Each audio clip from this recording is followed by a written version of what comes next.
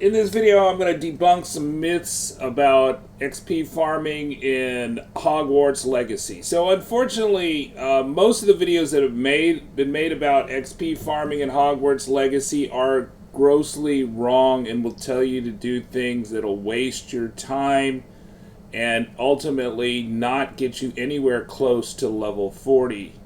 So the biggest myth is that you should go to the arenas and farm enemies there. And while the first time that you do that early in the game, you will get a lot of XP, you will get progressively less XP and almost no XP until you hit as you approach level 40.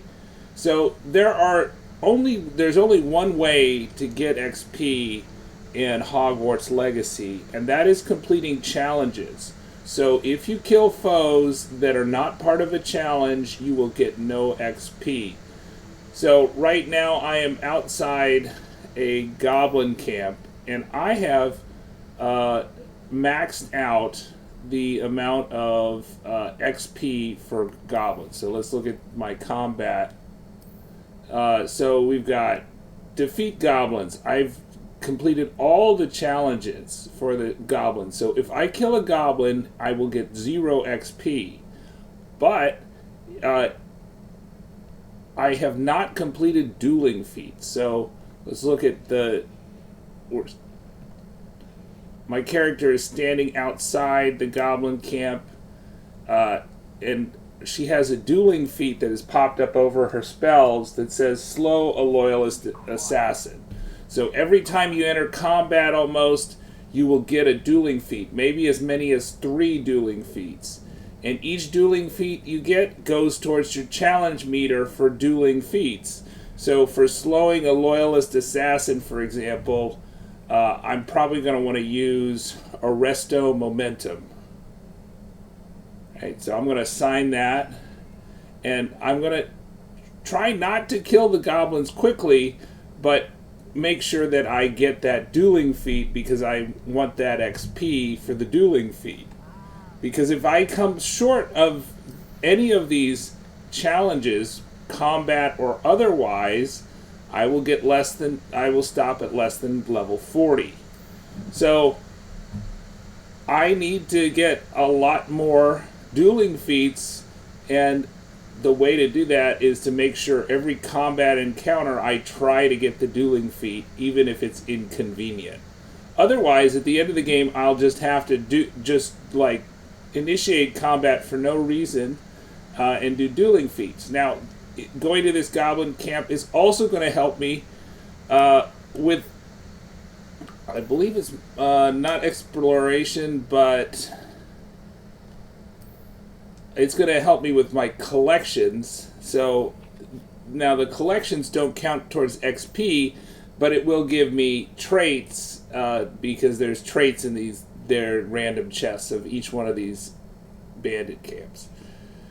So if we go back to challenges, you notice that the meter says 70%. It doesn't mean that you're 70% through the game. It means you're 70% through the challenges, right?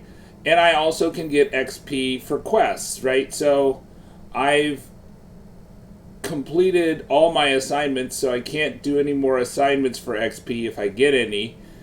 But if I complete more side quests, or if I complete more main story quests, then I'm going to get some XP.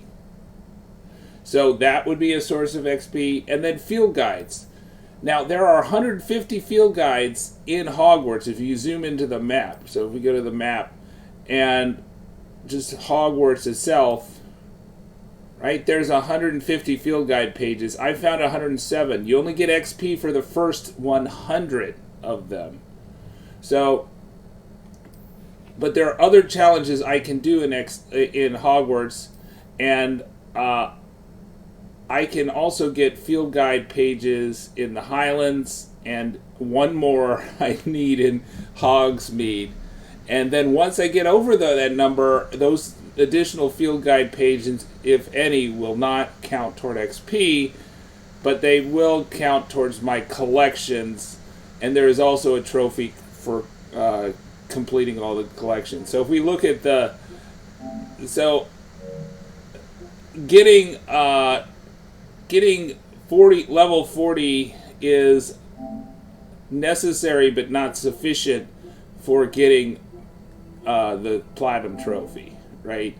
So the collector's edition, at the time that I'm recording this, only 0.3% have completed all collections, but 0.7% of players have spent all their talent points, and that means that they have hit level 40, right? And 0.8 have hit level 40, so there are a few people that didn't spend their last talent point or all their talent points. Maybe they're still deciding by the end of the game.